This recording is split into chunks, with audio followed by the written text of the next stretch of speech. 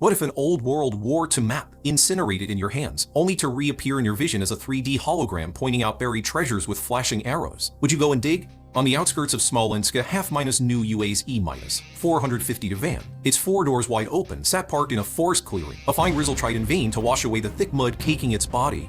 Not far from the van, under the center of a thick canvas awning, Mason squatted in a 2-meter square meter deep pit, carefully clearing away the damp black soil. The Soviet made entrenching tool struck the wet earth with a dull thud. "I found it." Mason's face lit up. He quickly tossed the shovel aside and began digging at the mud with his bare hands. A faint, putrid smell hit him as a charred log, hidden for over 70 years, saw the light of day once more. That's it, he thought. This is definitely the German frontline command post from the Second Battle of Smolensk.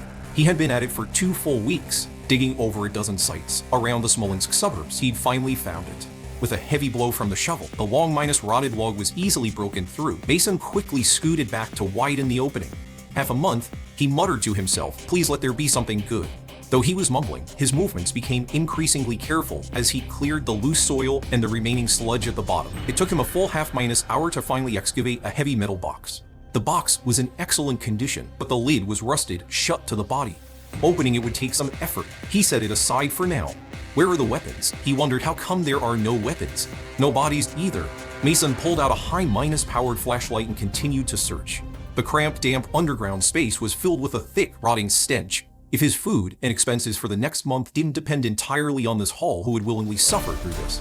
After cursing Boss Kian's entire family once more, Mason, following some near-violent digging, finally spotted the outline of half a boot. She deep in the business for over half a year now. He could tell at a glance that it was a Hobmail-Eid infantry boot, standard issue for the German army at the start of World War II.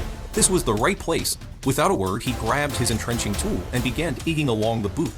Gradually, the remains of a body lying face down at the bottom of the trench were revealed. Digging up a body that had been rotting for over 60 years in a dark, underground cavity was as terrifying as it sounds. But Mason was happy to do it. In a way, the smellier it was, the better preserved it was. And the better preserved the body, the more valuable it was. If he could even confirm the soldier's identity, he could hand over the remains to the German organization for searching for missing WW2 soldiers and get a thank-you payment of anywhere from $100 to $500. This particular skeleton was remarkably complete.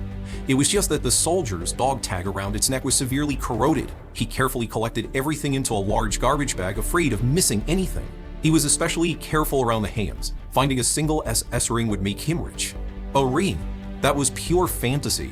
Mace knew better than anyone that the odds of digging up a ring were probably no better than digging up a tiger tank.